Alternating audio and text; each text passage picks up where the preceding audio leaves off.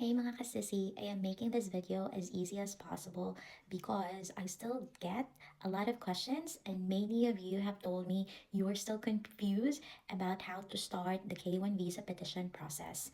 So just a heads up, and I hope these things clears up or this video clears things up a bit for those who are still confused. And just a heads up, this video is only for the initial filing. So this is the first step on how to start the K1 visa process. So the first step is to download the form or the form I-129F from the USCIS website. So always make sure using the latest version from their site so you don't run any issues.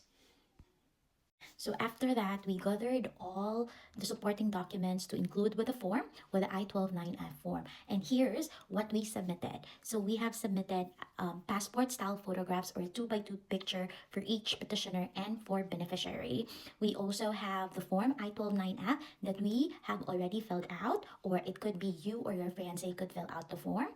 We also include proof of intent to marry or a letter of intent to marry that you are stating that you are willing to get married within the 90 days as you get here in the Philippines, in the US. And then we also include the proof of your petitioner's US citizenship and also our proof of meeting within the past 2 years and proof of ongoing relationships such as including the airline tickets when he came to visit me in the Philippines, the hotel bookings and receipts that we stayed in the Philippines when he visited, as well as our photographs that includes photographs with my family and him, my friends and my colleagues in the Philippines, and the places that we visited in the Philippines together. We have also included call logs, conversations or chats and messages during our relationship.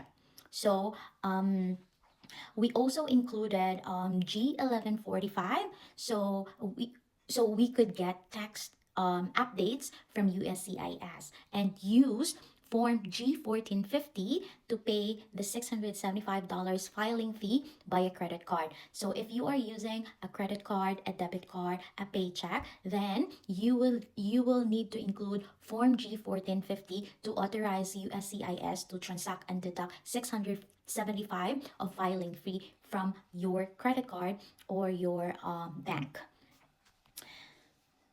So after you finished filling out the I-129 form and gathered all the supporting documents, you're ready now to send your documents or the petition to USCIS. Now, this was honestly confusing at first, but there are two USCIS lockbox addresses depending on how you send your packet.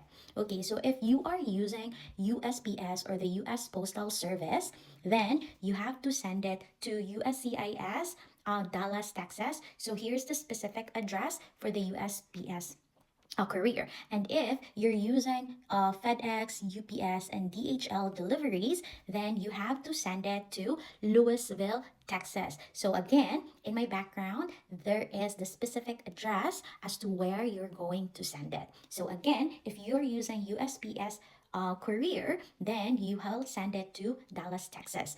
But if you are using FedEx, UPS, and DHL, then you're going to send it to Louisville, Texas. We sent our via UPS, then we used the Louisville, Texas address. So after we or my fiance submitted or sent the packet or the petition to the Louisville, Texas, then a couple of days later, or I think it was 2 to 3 days later, my fiance got a text with a receipt number.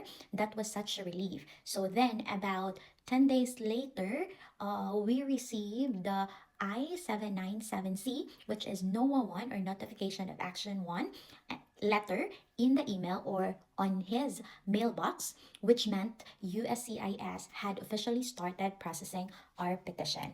And one last thing, you can find all this info on the USCIS website.